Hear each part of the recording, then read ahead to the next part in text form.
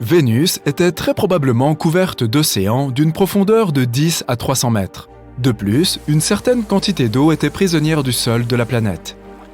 Celle-ci avait des températures stables de 20 à 50 degrés Celsius, qui étaient donc assez tolérables et pas si différentes des températures actuelles sur Terre. Bref, pendant 3 milliards d'années, jusqu'à ce que quelque chose d'irrévocable se produise il y a 700 millions d'années, Vénus aurait pu être habitable. Mais aujourd'hui, elle ne l'est plus. La Lune est le deuxième objet le plus lumineux de notre ciel. Pourtant, parmi les autres corps astronomiques, c'est l'un des plus sombres et des moins réfléchissants. Mais notre satellite naturel semble brillant parce qu'il est très proche de nous. De la même façon, notre planète semble beaucoup plus lumineuse lorsque tu la regardes depuis l'espace. C'est parce que les nuages, la glace et la neige réfléchissent beaucoup plus de lumière que la plupart des roches. Triton, la lune de Neptune, a toute sa surface recouverte de plusieurs couches de glace. Si ce satellite remplaçait notre lune actuelle, le ciel nocturne deviendrait 7 fois plus lumineux. Les étoiles à neutrons font partie des objets les plus petits et les plus massifs de l'espace. Elles ont généralement un diamètre d'environ 18 km, mais sont plusieurs fois plus lourdes que le Soleil. Et elles tournent sur elles-mêmes environ 600 fois par seconde, bien plus vite qu'un patineur artistique professionnel. Saturne est la planète la moins dense du système solaire. Elle a une densité équivalente à 1/8 de celle de la Terre. Et pourtant, à cause de son immense volume, la planète est 95 fois plus massive que la Terre.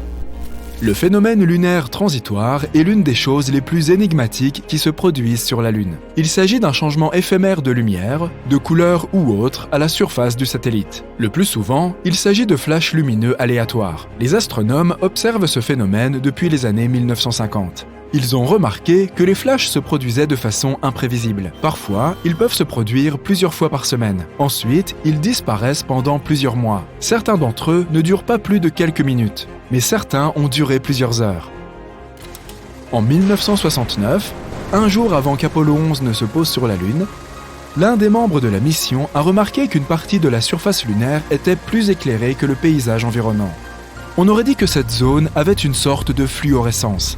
Malheureusement, on ne sait toujours pas si ce phénomène était lié au mystérieux flash lunaire. Les déchets ne sont pas seulement un problème dans les océans, les villes et les forêts de la Terre. Il existe ce que l'on appelle les déchets spatiaux, c'est-à-dire tout objet fabriqué par l'homme qui a été laissé dans l'espace et qui ne sert plus à rien. Il y a aussi des débris naturels provenant de météorites et d'autres objets cosmiques. Il y a actuellement plus de 500 000 débris spatiaux en orbite autour de la Terre, à des vitesses suffisamment élevées pour causer des dommages importants s'ils entrent en collision avec un vaisseau spatial ou un satellite. La NASA fait de son mieux pour suivre chaque objet afin de s'assurer que les missions hors de la Terre puissent atteindre leur destination en toute sécurité. Notre Soleil est incroyablement massif. Pour preuve, 99,86% de toute la masse du système solaire consiste en la masse du Soleil, en particulier l'hydrogène et l'hélium dont il est composé. Les 0,14% restants sont principalement la masse des 8 planètes du système solaire.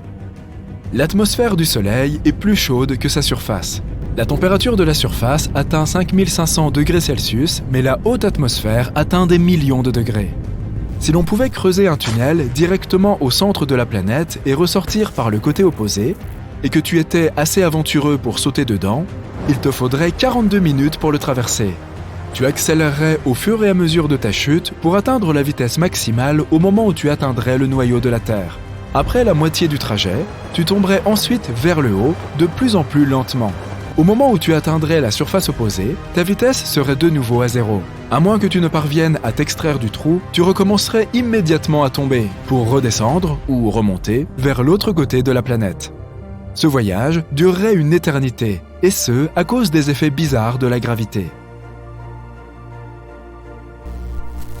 Il pourrait y avoir plus de métaux, par exemple du titane ou du fer, dans les cratères lunaires, que ne le pensaient les astronomes. Le plus gros problème avec cette découverte ? Elle contredit la principale théorie sur la façon dont la Lune s'est formée. Cette théorie stipule que le satellite naturel de la Terre s'est détaché de notre planète après une collision avec un objet spatial massif. Mais alors, pourquoi la croûte terrestre, pauvre en métaux, contient-elle beaucoup moins d'oxyde de fer que celle de la Lune? Cela pourrait signifier que la Lune s'est formée à partir des matériaux se trouvant bien plus profondément à l'intérieur de notre planète. Ou bien ces métaux pourraient être apparus lorsque la surface lunaire, en fusion, se refroidissait lentement. Ou peut-être, comme on le dit depuis des siècles, qu'elle est faite de fromage.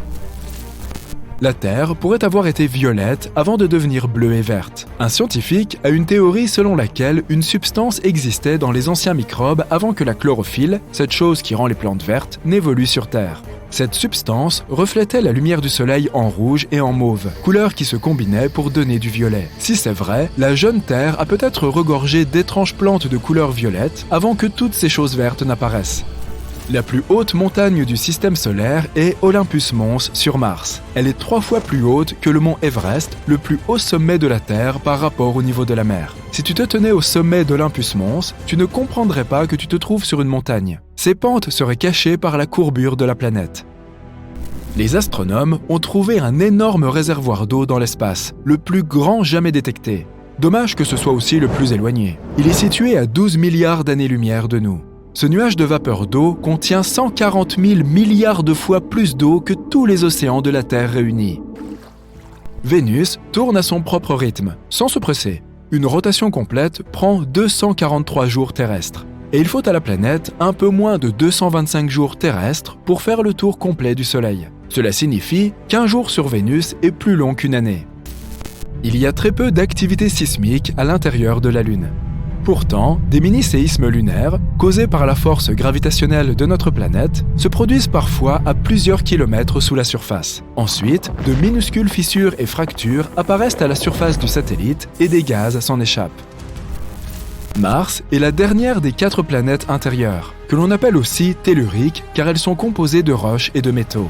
La planète rouge a un noyau composé principalement de fer, de nickel et de soufre. Il mesure entre 1500 et 1900 km de diamètre. Mais ce noyau ne bouge pas. C'est pourquoi Mars n'a pas de champ magnétique à l'échelle de la planète. Le faible champ magnétique qu'elle possède ne représente qu'1 centième de celui de la Terre. Lorsque les planètes du système solaire ont commencé à se former, la Terre n'a pas eu de lune pendant très longtemps. Il a fallu 100 millions d'années pour que notre satellite naturel apparaisse.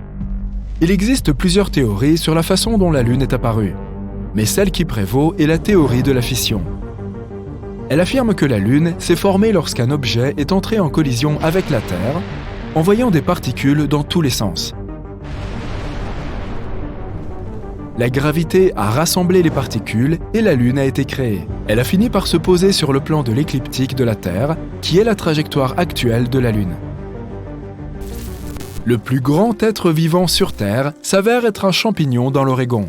Cet énorme champignon Armillaria vit dans la forêt nationale de Malheur et couvre une superficie de 9,5 km². Il pourrait avoir jusqu'à 8500 ans. Mais on peut te pardonner de l'avoir manqué, car il est en grande partie caché sous terre. Lorsque les racines d'armillarier individuelles se rencontrent, elles peuvent fusionner pour devenir un seul champignon, ce qui explique comment celui-ci est devenu si grand. Si tu pouvais rassembler tous ces champignons en une seule grosse boule, elle pourrait peser jusqu'à 35 000 tonnes.